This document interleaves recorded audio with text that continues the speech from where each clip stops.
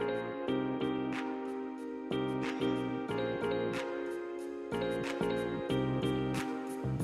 everybody, welcome to another episode of Content and Conversation. Today I'm excited to have Brodie Clark all the way from Australia on our podcast today. He's a great SEO consultant. He's been a great follow on Twitter as well. He's bringing some intelligent, smart insights in the world of SEO. So thanks for being on, Brodie. Thanks, Ross. It's great to chat with you. Yeah, like any kind of excuse to kind of talk with other smart SEOs and figured a podcast was one good one. Yeah, definitely. It's a great setup to do that. Are you still doing your video podcast in the studio that you had years back?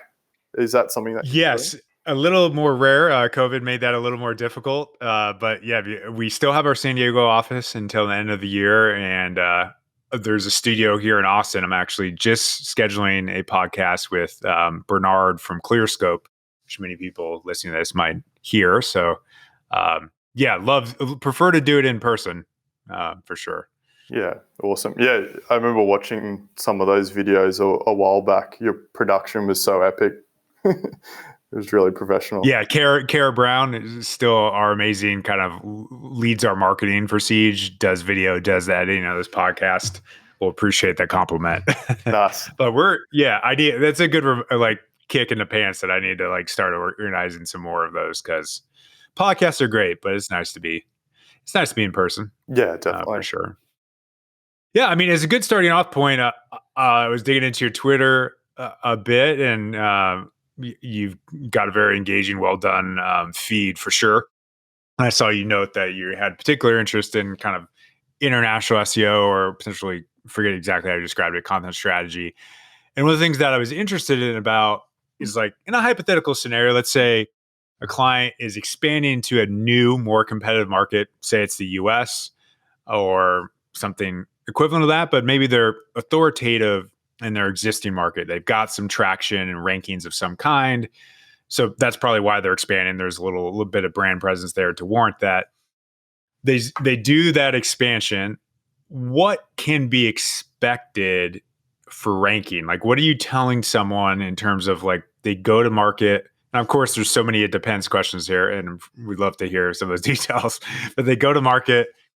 How fast does that kind of scenario tend to rank in your experience, or what are the considerations to think through? Yes. So for some of the bigger brands that I've worked with who are well known in Australia, and maybe they've started out with a .com over here, which is always a great starting point if you do have plans to expand later on.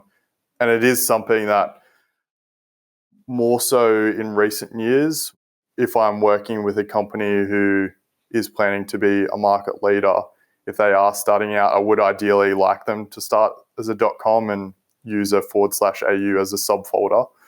So if they are starting from that point of view, the expansion to the US, if that is the market that they want to move into, is made a lot easier, just because it's just expanding on the existing site, and then it's all just technical and content creation and building up authority from there. But if it is a site that is a .com.au, then you're more than likely going to have to start a completely new domain name, which is then more so starting from scratch. With that sort of setup, that's actually a process that I've gone through more recently with an e-commerce client in Australia who was on a .com.au, and they did have plans for expansions, and they had ownership of the .com domain name. And so then it was essentially starting from scratch, because they didn't really have much brand exposure in the US, but they were ramping up efforts with paid advertising, just brand awareness in general. In that sort of case, the biggest first step for me is just literally getting the other site showing consistently in the US and the Australian site showing consistently in Australia, just for branded searches, with the connection being hreflang for specific languages. And when you're setting that up, the best approach to do is just do hreflang link the two sites together. So there is that connection signal. So it might just be in the footer that says for the Australian site, here's the US site down the bottom. So it links from every single page. And then use a pop-up by IP address. So if someone lands on, say the Australian site is still quite authoritative and the .com is only just being set up, is if someone does a search in the US and .com.au shows up and someone clicks on it, there needs to be some sort of prompt to go to the US store. One thing that you really want to avoid is automatic redirection by IP address. That'll really just kill your Australian site. That's something that's happened recently with another client who was doing something similar. And I noticed that they had put IP redirection in place. And I notified them right away. I said, look, just letting you know, there's a good chance that this is really going to screw up your Australian rankings. And it literally did the next day, where the client wanted to just be sharing a single link on social media. And they ideally wanted that link to be exposed to users internationally. So when they click the link, it just redirects to the correct site. So that was their thinking. And they felt like the pop-up wasn't being as effective. And that's kind of another story. We can do work with the pop-up to make it more obvious and make sure that people aren't clicking out of it and they know what they're getting into there. But in that case, because Google's servers are based in the US, they're going to prioritize one site. So if you're doing automatic redirection by IP, it then gives all the authority to the US store. And because if, for instance, the US store isn't that strong of a site, you're going to see a jump in rankings for the US store because theoretically all the links that are directed at the .com.au are then directed at the other side. So you have a jump in rankings, then a complete tank in the Australian site if that's where you have visibility. So learn from that situation. Don't do it. So you said it effectively the scenario where you have to prop up a new .com to go to market and say the US. It's almost, you said it's almost started. Does it feel effectively like starting over, or is there any kind of momentum via that association? I'm sure like link, is it effectively just a really high quality link, or is there anything additional from that hreflang association at all?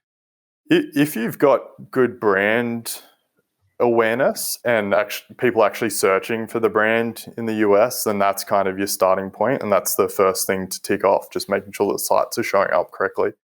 But if it is a completely new domain name, the play there is very much long term, and if it is a .com, it then gives you the ability to make a decision down the track of maybe combining the Australian store with the .com and having it in a subfolder.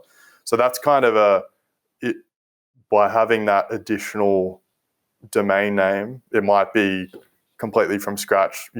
The only link that you might have at the very start is just the footer link from the Australian site, which is a good starting point and something that you should definitely do. I was consulting with one fairly well-known e-commerce store in Australia recently. They've got a store in Australia, a store in the US, in Canada, New Zealand, and they were finding that their Canadian store, which did have a good amount of links directed at it because they have several physical locations over there, and they had hreflang set up correctly, but they didn't have the footer link from the Australian store to their Canadian store. So Google wasn't seeing that connection with a link. Mm-hmm. So when you search for the brand name in Canada, it was the Australian store that kept showing up, and that happened for months for them. And just as soon as they added that footer link, it was pretty much in a week that the right site started showing up. So you really need to have those link signals. Otherwise, you're not going to get much traction. So assuming that's set up correctly, you have that site-wide link in the footer. I'm guessing these companies do have some established brand equity or hope to, or maybe not established is the right word, but budding brand equity in where they're going. Is that like, if you compared that to a brand, maybe it's just too hard to do this, but compared to like a brand new site that isn't going international and maybe like similar marketing budget, like can that site be ranking for relatively competitive non-branded terms in like 3 months? Is that just like you tell people a year to expect? What could that brand expect to start ranking for things non-branded in the US? Yeah, the market does play a big part in that. So if it is an e-com store that you have a really unique product offering and you can stand out in search results, then that's a great starting point. So you might start seeing results quicker. But if it is more of a generic store that you're competing with, already established brands in the US, and there isn't really that discernible of a difference between the offering, then it is a bit trickier.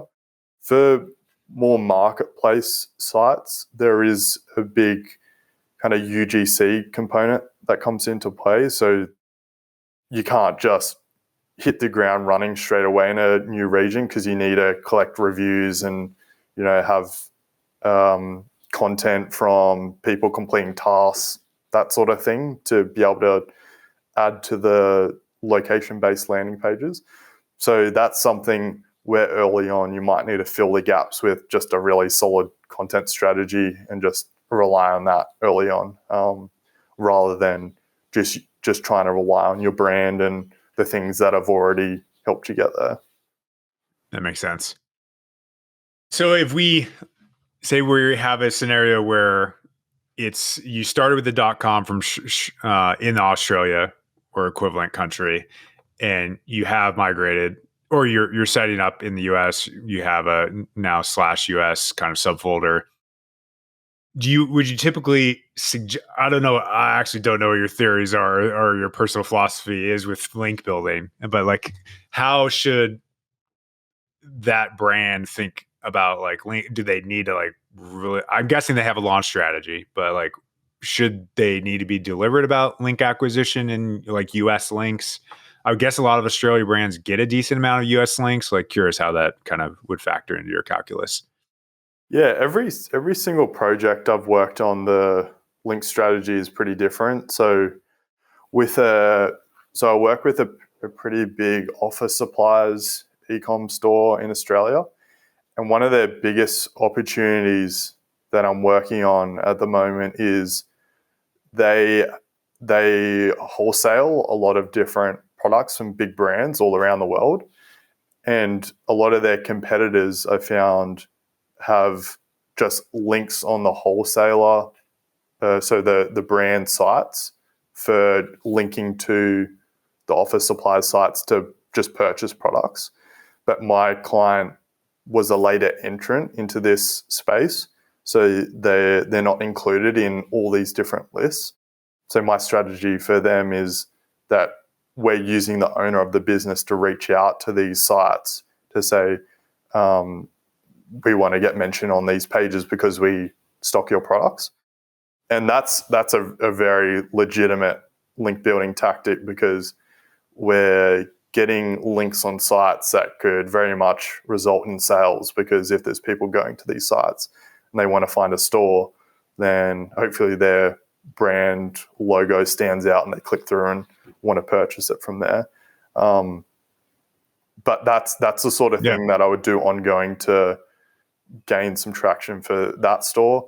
For other sites, it really just depends on the store. I try to do a very thorough link audit at the start of every single project. SEMrush is great for that, to do the link gap analysis. That's definitely my favorite tool to really dig deep on different sites and see what sites are doing well.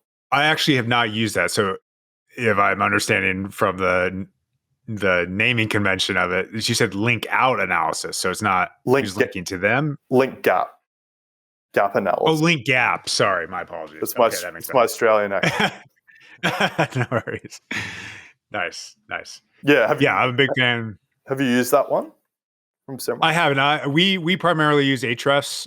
We have SEMrush as well as an alternative tool, but our team primarily uses that, so we've kind of leaned into it uh, for our overall work. We have been leaning more passive link generation, which is a little less like link gap, and we tend to do it from the content we've created, just from like a muscle thing where that's just kind of what we do and we're great at.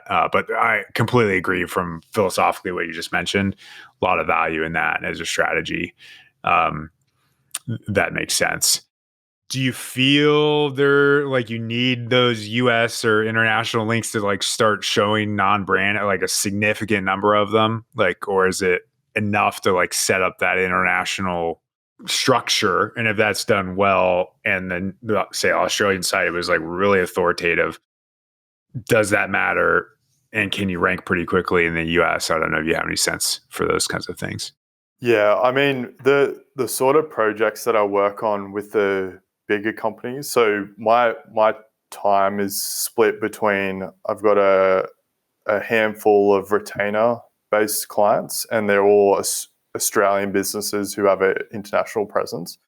So I've got those ones that are ongoing. They're the sorts of projects where I would do a lot of hands-on link strategy for, and they're the stuff where I've been working with them for a while and I know the areas to focus on. I personally don't do as much as the content asset type work. The companies I work with generally would have an agency like Siege, where they would develop those sort of assets with them, and I would kind of consult in the process. But my time isn't really as valuable to be spent on creating a massive piece of content that is going to develop links over time.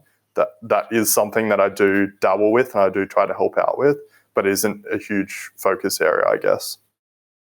That makes sense. I thought it was just kind of more interested to like philosophically of like, do you how Google interprets these signals of like, do you care about Australia?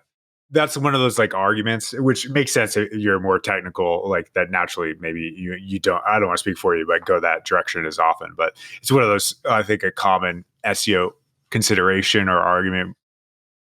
Probably more, I had this more when we were doing more and more manual link building, where you'd be like, do you even want that UK link to rank in the US?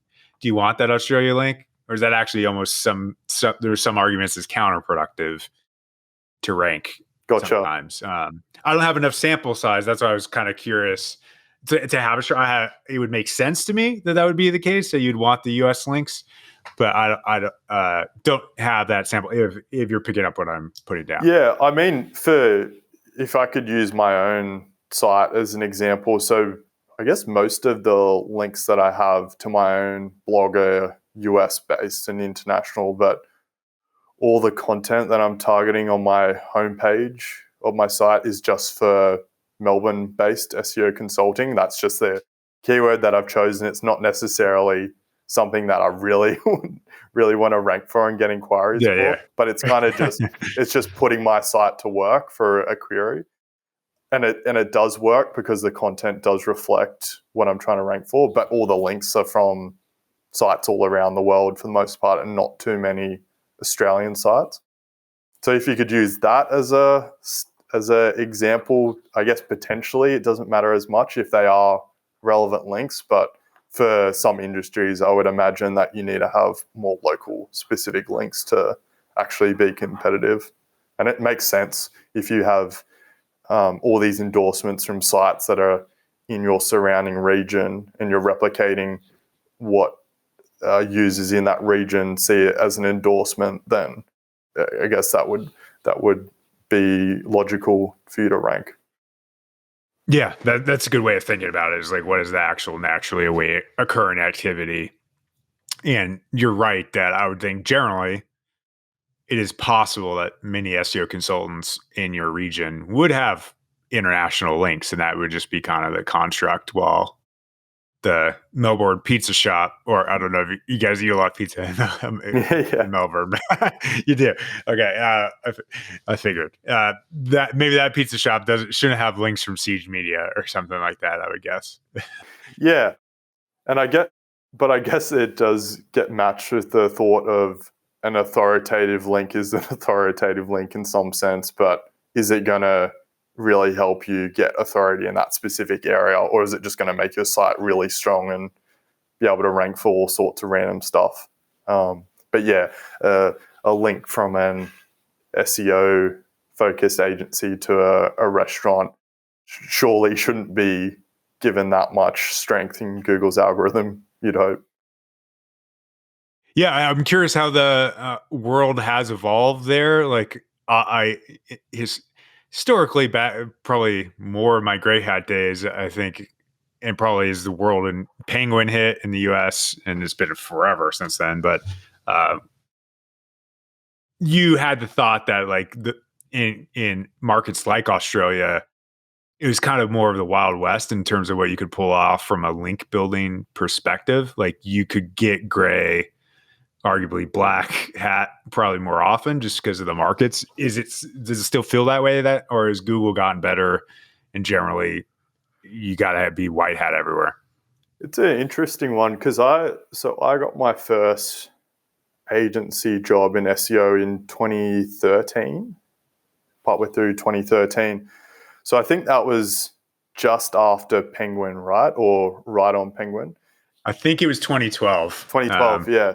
So I Yeah. remember one of my first jobs was doing the link detox work, where I was going through trying to develop disavow file lists, and that was, it felt like it was more on the end of the I guess the result of Penguin, where all these sites got tanked. So I didn't really see all of that, and that's when I think the mindset shift changed a bit for SEOs, where they weren't building as sketchy links. The agency I was working at the time was still doing, low quality article submission stuff, outsourcing to I guess freelancers to just submit an article with a link added to it and pay for it. But that was they pretty much finished that practice by the time I left a year or so later at that first role. And then I didn't really see any of that ever again from then onwards. Thankfully worked at That's good. Yeah, thankfully worked at agencies that, knew that they didn't want to put their clients in risk in that sort of way. But I definitely do see some sketchy stuff along the way when I am doing link focus audits. Just like networks of, there's this one site who's focused in Sydney. They're a top player in their market, and they've got all these micro sites, just like keyword location domains, and there's like 50 of them, and they all link through to the main site, which is a reputable brand name in the industry. And I would imagine that's probably still helping them a reasonable amount. A lot of those domains do rank reasonably for their keyword location queries. So a lot of the sites probably show up like third or something for their target query, and they've got a few links themselves, but they all just funnel back into the main site.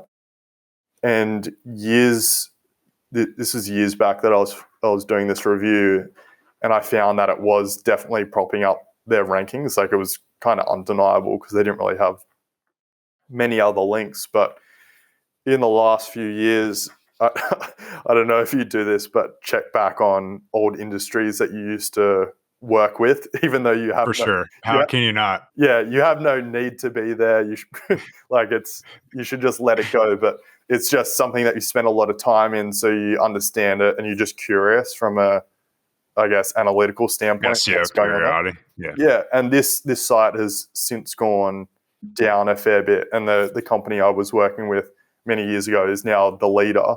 I don't know if it is from all those links being devalued, or if it's a host of other factors. Maybe they had some migration and it just went to shit. But it is interesting to see how that can change, and maybe they decommissioned a bunch of those sites or stopped focusing on them so they didn't get the benefit. But there's definitely grey hat stuff that I do come across that does seem to work to some extent, but thankfully it seems like people are moving away from that for the most part. That's good. I Googled it while you were talking. So it's at the time of this recording, it's almost officially 10 years ago that Google Penguin happened. Yeah, April 24th, which makes me feel very old. Yeah. It's an official 10-year. I'll tweet something about that. Definitely. Because that was probably good. That it set me up for success. Siege doesn't happen probably the way it does if Penguin doesn't happen. So we moved very quickly post Penguin. That's when I was at my last job, and it was not a good time. I did a lot of gray hat stuff as a link builder, but world changed and I immediately changed. Probably sounds like a lot of people in Australia did too. But it sounds like you got a lot of great SEO experience for working at those agencies and know how to do good consulting for sure. And that kind of wavelength, curious, you've been a consultant. How long now have you been in consulting? So just over 3 years full time. Nice. So becoming a veteran. And do you have like a go-to playbook or philosophy? Like what have you kind of made your own, and curious what that is? And I'm sure that kind of wraps into like how to do good SEO in a way as well. Yeah. So it was so I've been working in SEO something like 9 years now. And, the first probably 5-6 years was agency side. And when I was working at agency, you definitely pick up a lot of skills that are useful for being a consultant. Mainly, the time management stuff. Normally at agencies, a lot of the ones in Australia anyway for SEO, you're just packed on with SEO clients very early on, and it's just seeing how long you can survive pretty much with as big of a workload, which is quite difficult. But if you can get through some of those situations, then being a consultant and just picking and choosing what projects you work on, it is a great setup to do SEO work, because you're not under too much pressure if you do have the right structure. But the thing that made me want to do consulting was probably about 5 years ago or so, when I was working at an agency and I saw people like Aleda Solis and Glenn Gabe doing consulting. And that made me kind of think it was possible to be a consultant in Australia, even though I didn't know anyone else at the time who'd done anything like that. And I guess when I told people that's what I wanted to do, they kind of saw that as a gateway to starting an agency, because they didn't see that as an option, or they thought, oh yeah, you'll do that for 6 months as a freelance, then go get a job when it doesn't work out. Like that was kind of the response that I got, which is fair enough, because a lot of people do that. They, use consulting or freelancing as a bit of time off type thing. Like they might pick up 1 or 2 clients, have a break from their job, then they might go get another job. And it's something that's really easy to stop and start in that way, because, there's no employee headcount. There's not a big investment early on. It's just if you can get the work, then you're pretty much set up. But my playbook would be more so my setup with how I've run things from the start. Whereas early on, I had a lot of guidance from Glenn Gabe, who I was doing a lot of blogging at the time in the lead up, like about 5 years ago. And he kind of recognized some of my work at the time. And I just reached out to him and I said, hey, I'm thinking about doing consulting. Would you mind having a chat with me about it? Just like no one knew who I was apart from Glenn, because he knew I was interested in the same topics. And he said, yeah, sure, let's do it. Let's jump on a call. And he did that several times over Nice. those couple of years. And that made such a difference for my starting point for consulting, because one, it gave me a bit of confidence that I knew I was going to get there eventually. If it didn't happen in a year, it was going to get there at some point. But also he gave me a lot of tips on how to structure things. One thing I think a lot of people would think that a consultant does is just one-off consulting projects. So they just maybe pitch for a particular project and they do it, then it finishes. I think that's something that you definitely should be doing as a consultant because it makes sense for your expertise, but that's a really unsustainable way of having a consulting business, because you might not be able to perfectly spread those projects apart. It doesn't always work out that way.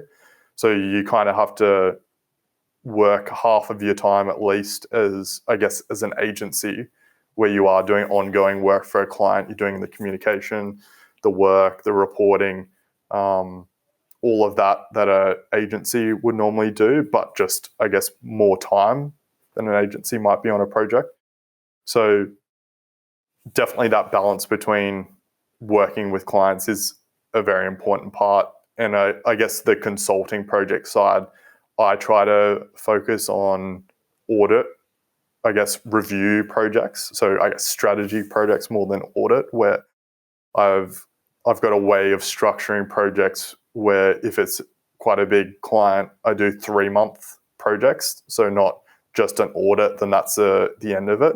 I've got several stages that I work in for those one-off projects where, as you get through the sales process and it's all ready to go, I have a discovery call where I brief my client on these are the things that I want to go through. I want to have these specific team members involved. And then I just act like a sponge for them. So they're just basically telling me all their problems, all the things that they're interested in. I just let them talk for about an hour about things that they want to get out of the engagement. And I might ask some questions here and there. Then I go away and do very much an audit-based project where I develop a document, which is all, I guess, touching on a lot of the points that they want to see in there, and also the stuff that I think is most interesting and I think that they don't know based on what we spoke about. Then I just have very specific feedback stages to make sure that when we end, it's not just finishing with them saying, oh yeah, we've got this massive document and now what do we do with it? Because that can generally be the result if you deliver so much work in one go that it's kind of just overwhelming.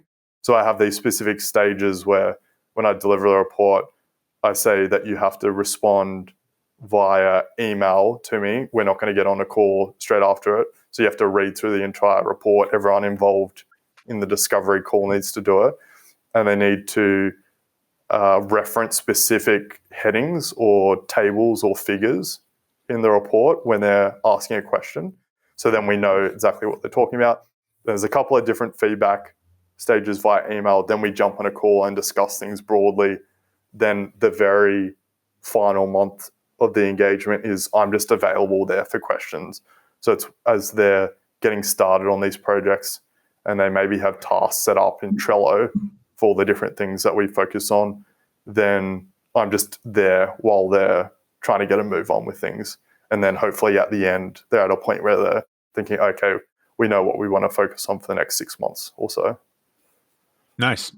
Yeah, I like that. I'm not traditionally an audit person. I do like that retained revenue, which sort of, and also I think it's philosophically can be good for clients, but you address it in a nice way where effectively one of my concerns with audits is you drop it on them, things don't get done, it's misexecuted. You seem to have a nice solution where you're there a month after. That's nice. Instead of just delivering an audit, having a call immediately and going away, that seems like a nice way to at least give them a good threshold of time to hopefully get some feedback on what you told them. Yeah, and a big part of that is knowing that you're working with the right client too, who is willing to actually read through things and work with you on the project. Because if you just have a a client who might specifically just want an audit, but when I do a sales call with them, and I generally do 2 sales calls before I send through any sort of proposal, that I'm definitely confident that they are going to do the work and understand what I'm talking about. So I'll try to ask questions that really give me an idea that they know what will, say for example, I delivered a recommendation for Core Web Vitals, that they know what the hell that's talking about. And if they don't know, that someone else on the call is technical enough to be able to kind of fill that gap. So they definitely have to have the right sort of team. It can't just be the owner of the company on the call, because that's when I find issues do arise if you do send through that big report. Because if you're the owner of the company, you probably don't have time to spend 2 hours reading through a report for just SEO. Yeah, I like that insight too from what your playbook is. It's like looping in and requiring extra stakeholders there, even if the check signer is on the call. That's not necessarily always a good thing for them to be only on the call. Yeah, to definitely. Your experience. And it doesn't always just have to be SEO focused people on the call. I generally like to have the content writer on there, the developer who might be actually implementing the recommendations, the like CMO who's just very broad marketing, just one person from all the kind of key areas. Generally, a group of 5 is amazing to have on these calls to see the whole process through, because then there's so many people who are involved in what we've been talking about. So if it's in, say, 4 months' time and they read through one of the tasks that they've set up, if one person is like, oh, I have no idea what that means, then they can talk with each other and say, okay, this is what I think he meant by this. Then they can at least get somewhere with that, and it's not just a dead end. Yeah, it also seems like it solves for like turnover risk, honestly. Like SEO starts his consulting shop and internally then that document dies. It seems like a nice way to like at least remove some dependencies as well. Yeah, definitely. And that's also a project that is ideal for me to be working on when I'm working with an in-house team. It is good to work with a company who has the budget to have someone who's specifically SEO in-house. It doesn't always have to just be an SEO manager. I find that anything growth marketer in the job title, or like head of growth, is a great person for me to work with, because they generally have their finger in SEO to some extent. But I do like to ideally work with companies who have the capacity to have someone just full-time looking at SEO. That's kind of the best fit. Yeah, and it's also probably a great company if they have enough wherewithal or humility to hire a consultant, even though they have an SEO in-house. I actually do find that's some of the best.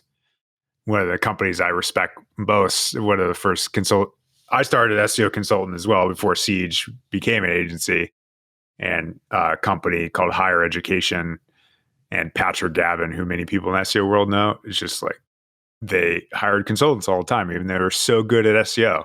I think that's like seems ironic, but it's not. That's why they're so good at it. Yeah, I think that's a really smart approach. It is a tough job as a consultant working with a team of SEOs who work on what you're reviewing full time.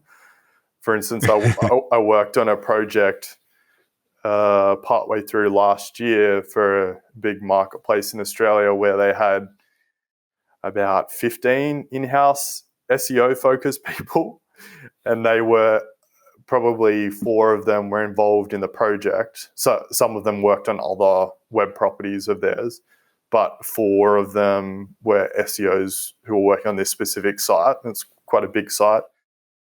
And so that is quite daunting when you are the consultant and you've got a limited amount of time that you need to put forward strategic recommendations.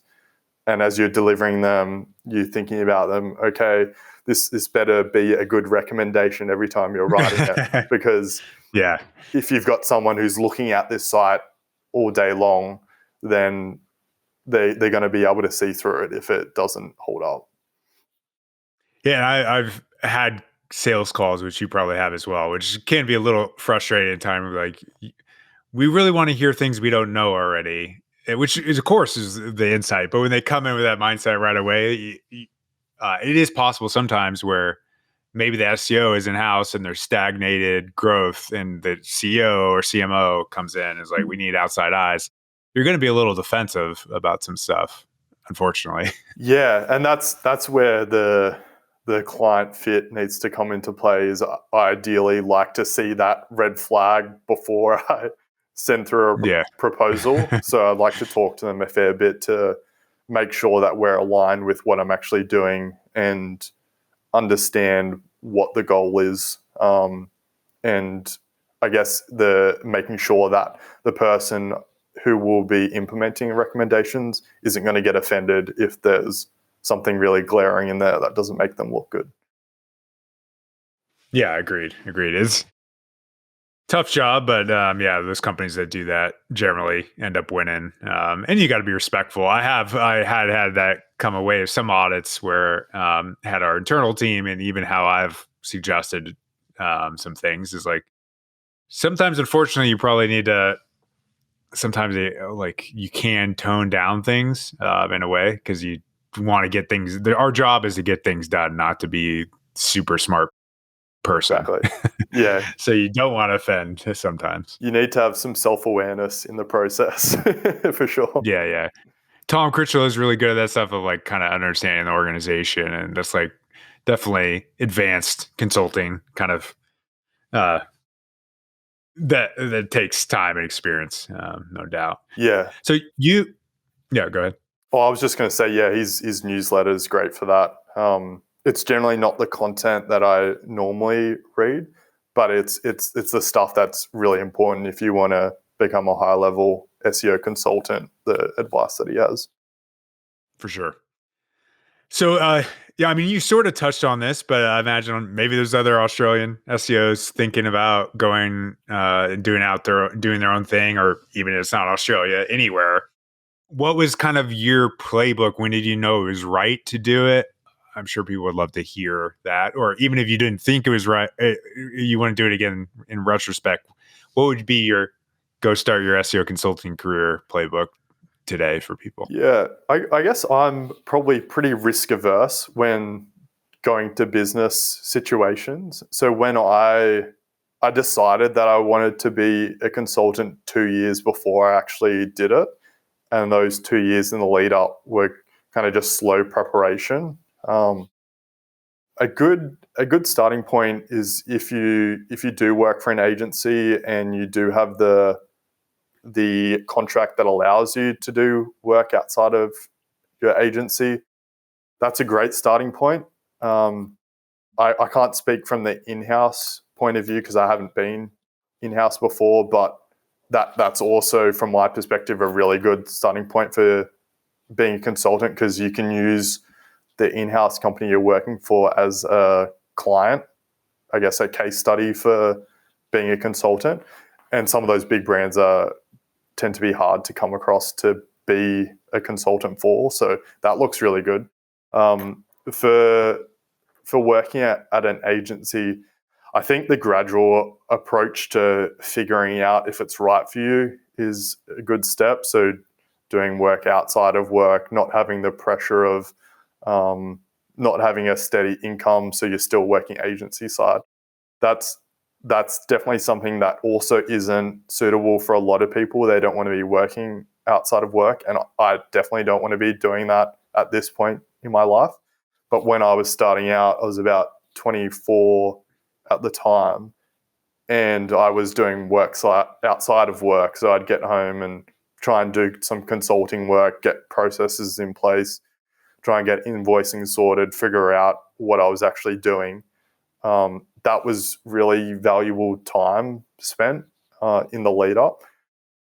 Then I think one really smart approach to, if you're working at an agency, to then becoming a consultant is, I think what a lot of people should know is that a lot of agencies in this current climate are willing to, I guess, figure out a good working relationship with a consultant. So you could go from being an employee to a consultant for the agency and use, say, half your time working at an agency, half your time being a consultant. So it is a gradual leaving process. So you might have a date 6 months in advance where you are planning to leave the agency, but that's a pretty good pitch for an agency to, because good employees are pretty hard to come by, that to continue working on, say, their two biggest clients that you have. So they're able to maintain stability. You might renegotiate your rates because you're no longer coming to the office. You don't have all the benefits that an employee has, but it allows you to fill your additional time with consulting projects. That's something that is great for the short term, but long term, as a consultant, you don't want to be working with agencies. You want to be working directly with clients. That's how you build your business. It shouldn't really be, in my opinion, if you go from being an agency a consultant, you shouldn't use your clients that you work at as an agency as experience for I guess using to get sales. It doesn't feel right to me because it's not your company. I agree. And a lot of people do that, and I think that's a bit of I guess a bit of a hack that bites you in the butt down the track because you haven't invested the effort in actual clients of your own and built up that reputation yourself. So I think that gradual approach is probably the smartest thing that you can do, because you can end that at any point that you feel is right for you, and you don't have the pressures of trying to make a reasonable salary just to pay bills. Agreed. Yeah, I mean, I agree with all those thoughts. I started agency for a year under Sujan Patel, who's a smart SEO and maybe not SEO, he's growth guy now. And then went in house, and that was helpful. Started building personal brand, and then quit when I had enough clients. So to your point, I worked on the side, and at night I didn't have kids and family and even a girlfriend at that time. That made it possible. That helps, I imagine. It does. I can't imagine doing that if I was even in a committed relationship at a time. But that's kind of how life works. Your partner wouldn't be very happy if you did that for too long, I imagine. Yeah, exactly. But I like that thought process. I mean, especially it's good to karmically not burn bridges at the agency you're at. As well. I know it can be tough to build. I do like you, to your point, like if your plan is to start a consulting company, having like a credible in-house job is like, that's something you can say you did. You shouldn't say your agency clients, most likely, maybe behind the scenes on calls, reference that, but like don't market yourself having done that. That's not a cool move. It doesn't feel right. But yeah, the in-house setup, because I guess if you've been working in SEO for 6-7 years and you've had maybe 2 or 3 in-house roles at well-known brands, that's a great starting point for being a consultant, because then you have 3 essentially case studies or brand logos you can put on your site to then attract more of that same kind of work. But you don't have, then you'll be attracting other companies who are similar size, but you have a way more effective working relationship where you're not expected to be there full time, go to company meetings, all those sorts of things that you need to do as an employee, and you can request a higher rate. Yeah, and something people probably should think about. I don't know. I thought about this if I go back historically. That is not a mistake, but you can use those logos if you think about your positioning. Like, what do you want to? Were you in e-commerce? Like, if that's what you want to be doing long term, like I was just doing in-house lead gen, mortgage, and insurance. Probably not the most exciting thing as compared to had I worked at Amazon or something. Like, it didn't line up for me exactly. That's typically how it works in life, is like you get an opportunity, but you can also play the long game and like maybe pass on that first opportunity and realize, hey, I'm really trying to find an e-com brand or a marketplace brand, to your point. And that would definitely help your positioning for saying you're a marketplace consultant when you make that jump. Yeah, definitely. And that's something that I've thought about a lot, because I still feel like I'm fairly early on in consulting. I'm kind of just getting to a point where I'm pretty happy with where I'm at, but I know there's still a lot of room to improve. But like you said, a lot of the projects that I've picked up are marketplace projects and some e-commerce projects. And that they're definitely areas that I am really interested in, but there's still a part of me that doesn't really want to just say that's what I'm doing. And I was speaking to Glenn Gabe about this a little while back, and I said, this is looking like an area that I'm doing well in. Do you think I should develop more content around these topics? And his response was, "Oh, I just continue doing what you're doing, with focusing on more timely topics, but add case studies into those pieces of content." So if I'm talking about a new feature that Google has released, I could use a client project that I'm working on as a case study within there as an example. And I think that feels more natural and doesn't necessarily box me into saying I just do e-commerce or I just do marketplaces, even though I'm still really interested in picking up those projects. I would also, like I mentioned to you earlier, like I'd like to work with more news publishers. I have some experience in that area. They're really great, challenging projects, but I'm not working on one at the moment. So if there was something that did come up, that would be an area I'd want to promote more. Yeah, I mean, it is when you're a talented SEO, that's you don't have to position your like SEO consultant in a location is strong enough to like get a full plate of work. There's no doubt about that. If you, I know I've heard you say the goal is not an agency for you. If it was, eventually probably some like leaning into that. But there's no rush either, for sure. You don't have to rush that positioning. The expertise sure doesn't hurt to be like, oh, you did e-commerce your whole life. And who were we talking about before? That was also, I feel like, another great SEO consultant. Sam Underwood. Sam Underwood. Yeah, he's a great, he's positioned himself perfectly as an e-commerce SEO consultant and is doing a great job as well. Maybe I should have him on.